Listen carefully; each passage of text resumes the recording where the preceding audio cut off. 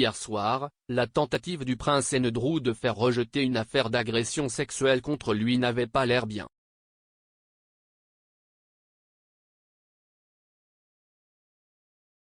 Le juge Lewis Kaplan a déclaré au tribunal qu'à ce stade, il doit supposer la vérité selon laquelle Andrew, 61 ans, a forcé un enfant à avoir des relations sexuelles avec lui. Le juge a promis une décision rapide sur la tentative du duc d'York de l'amener à rejeter une affaire civile pour dommages-intérêts intentée par Virginia Giuffre.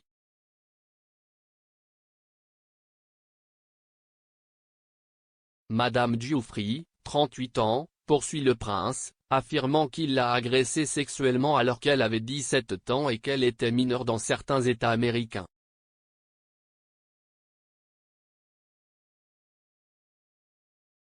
Elle affirme avoir été victime de la traite forcée par le pédophile condamné Jeffrey Epstein et son acolyte Ghislaine Maxwell d'avoir des relations sexuelles avec le deuxième fils de la reine à 3 reprises en 2001, y compris à Londres.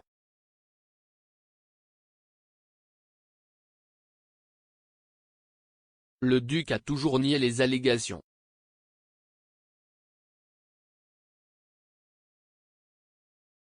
Son avocat, Andrew Bretley, a fait valoir hier que la réclamation de Madame Giuffre pour des dommages-intérêts non spécifiés, qui pourraient s'élever à des millions de dollars, devrait être rejetée parce qu'elle a signé un règlement de 370 000 livres en 2009 avec Epstein protégeant d'autres défendeurs potentiels de toute autre action en justice. Mais le juge a déclaré que ce que l'on entendait par accusé potentiel n'était pas clair.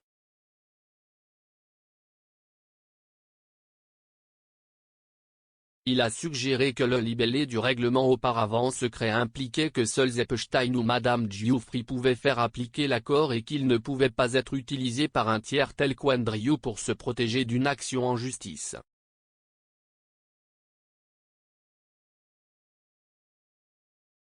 Il a suggéré que le libellé du règlement auparavant secret impliquait que seuls Epstein ou Madame Giuffre pouvaient faire appliquer l'accord et qu'il ne pouvait pas être utilisé par un tiers tel qu'Andrew pour se protéger d'une action en justice.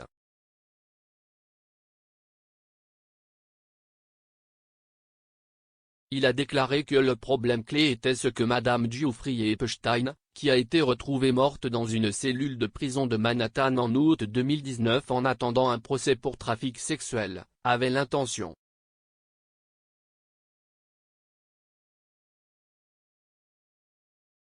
Monsieur Bretley a également fait valoir que les affirmations de Madame Giuffre étaient trop vagues et que le duc devait connaître les détails pour pouvoir se défendre.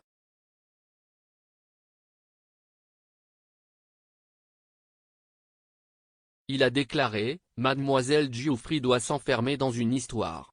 Maintenant, pas dans le futur après qu'elle ait effectué une découverte et compris où les puces pourraient tomber, elle doit alléguer aujourd'hui.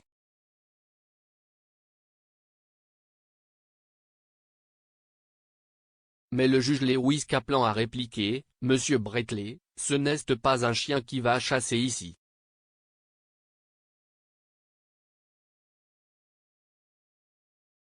Le juge a déclaré qu'il était obligé d'accepter comme vraie une plainte dans une partie de la requête qui indiquait, à une occasion, le prince Andrew a agressé sexuellement le plaignant à Londres au domicile de Maxwell.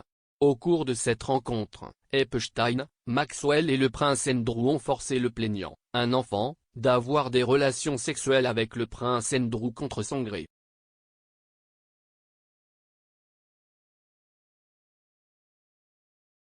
Le 9e rang du trône nie avec véhémence les allégations et a insisté sur le fait qu'il n'avait aucun souvenir d'avoir jamais rencontré Madame Giuffre, une mère de 3 enfants qui était auparavant connue sous le nom de Virginia Robert.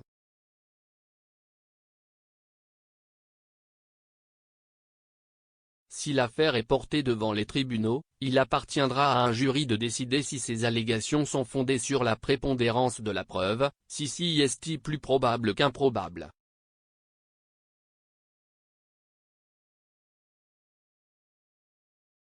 David Bois, l'avocat de Madame Giuffre, a insisté sur le fait qu'il n'y avait rien dans le règlement de 2009 qui couvrait Andrew, la seule affirmation qui couvrait le prince Andrew était le 3e chef, qui consistait à transporter quelqu'un dans le but d'une activité sexuelle illégale.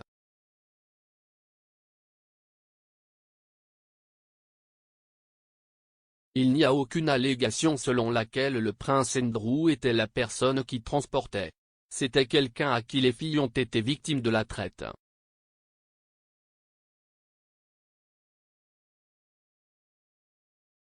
L'audience d'hier a duré environ 1 heure avant que le juge Kaplan ne dise aux deux parties « Vous aurez une décision très bientôt ».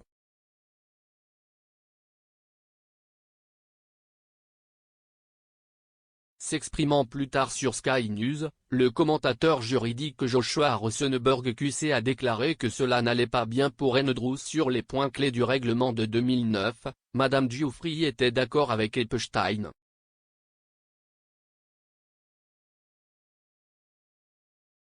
Il a déclaré, ce que le juge semblait suggérer que cela signifiait, CIST que les seules personnes qui pouvaient réellement faire respecter cet accord étaient Jeffrey Epstein, et il est bien sûr mort, et Virginia Giuffre.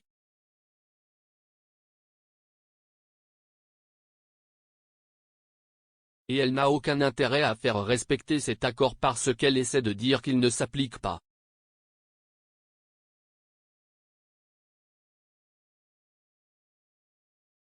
Étant donné qu'il était confidentiel, ou destiné à être confidentiel, comment quelqu'un comme le prince Andrew l'aurait-il su ou aurait-il pu s'y fier?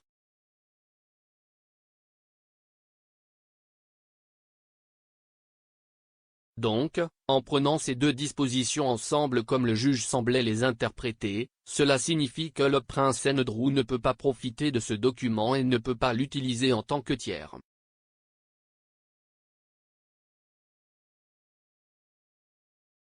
Maintenant, cela a été fortement contesté par Andrew Bretley. Il a dit que ce n'était pas la loi sur les droits des tiers en vertu d'un contrat.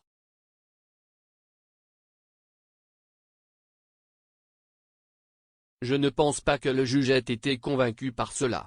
Je ne pense pas que cela semble particulièrement bien pour le prince Andrew sur ce point particulier.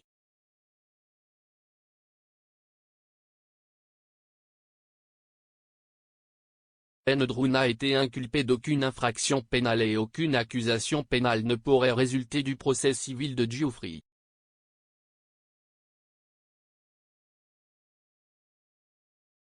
La semaine dernière, sa vieille amie Ghislaine Maxwell a été reconnue coupable d'avoir recruté et préparé des adolescentes pour des relations sexuelles avec Epstein, qui en 2008 a été reconnu coupable d'avoir procuré une fille mineure à des fins sexuelles.